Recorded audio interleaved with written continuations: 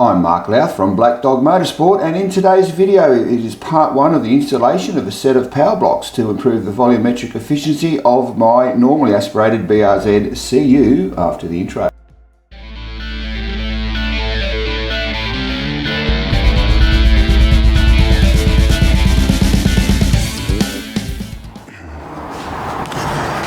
Okay, I've started disassembly of the top of the engine in preparation for the removal of the inlet manifold here to place the power blocks in place. Front of the engine is still disassembled from the installation of the pulleys, the lightweight pulleys. If you haven't seen that video, there will be a link in the description if that's of interest. Other than that, the only other thing I've removed at this point is the alternator for access. These covers here. Now these covers will be reused. They go on both sides.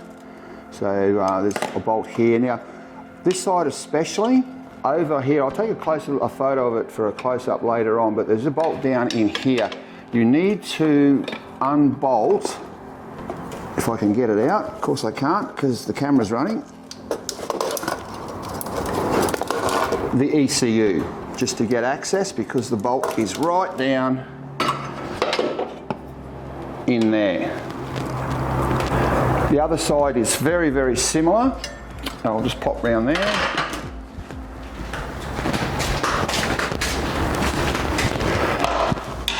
Now it's padded, as you can probably see here. That's because it goes over these fuel lines, these hard lines. It's a bit messing around, so you've got to go right down in here and around all that. I'll take a photo again so you get a close-up. Undo all that. Just make sure your battery is disconnected before you start, and just pop your fuel cap to depressurize your fuel tank and system, otherwise you'll force fuel out of these lines when you disconnect them.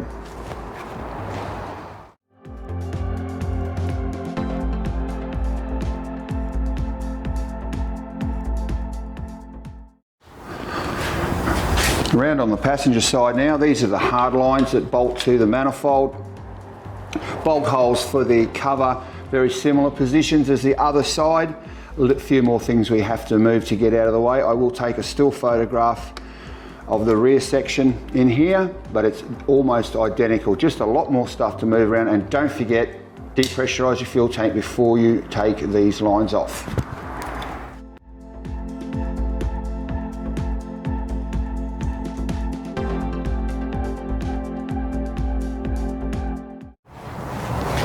Just back round at the ECU. When I say ECU, it's not the ECU, it's actually the injector ECU. I forgot to tell you that before. Not to be confused with the main ECU from the car, which I believe is under the dashboard on the passenger side, although I haven't had a look. These clips, I only remove this to get this out of the way because I keep bumping it.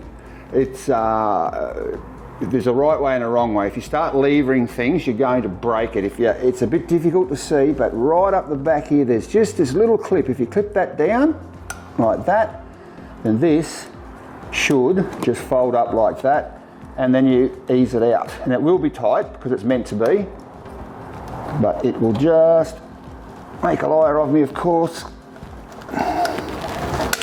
and pop out. But you must undo that little clip there just by going down.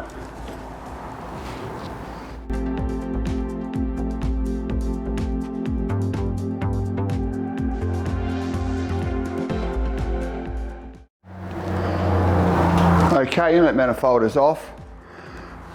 Lots of plugs and pipes and tubes, as you would expect. Rather than just a quick one here, this one goes up underneath the manifold. It actually screws into here, so it's orientated that way. Screws in here, so just one nut and that all comes out. That makes it a lot easier. So take your fuel rails out first, disconnect your fuel lines, and just pretty much unbolt what you can see. There aren't any really disastrous hidden tricks or anything. I'm going to cover up the inlet ports on the cylinder head now for obvious reasons, so we don't get any dead wallabies and migrating kangaroos, etc., setting up home in there.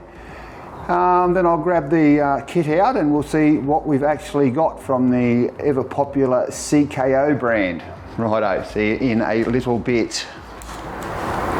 And here's a bit of a close-up of our very popular C.K.O brand power blocks. What do you get in the kit? Well, you get the power blocks themselves, anodized aluminium. The castings looks really quite smooth actually. Not too bad. The material that the O-rings are made out of, I'm not a industrial chemist by any stretch, but they seem okay to me. I guess time will tell. They fit quite well, that's always a bonus. These 4 aluminium spacers, which I'm not 100% certain what they're for yet. I mean, I could read the instructions, but that's a bit un-Australian. And we have a hose extension here as well, which I'm not sure what that is for yet, but if it doesn't, something is a bit short, well, I'm guessing that is it. So yeah, I'm going to clean up a little bit and we'll try and install it and see what happens. Is the black dog chasing you? There are some links in the description that may be of use. Thanks for watching and I'll see you in part 2.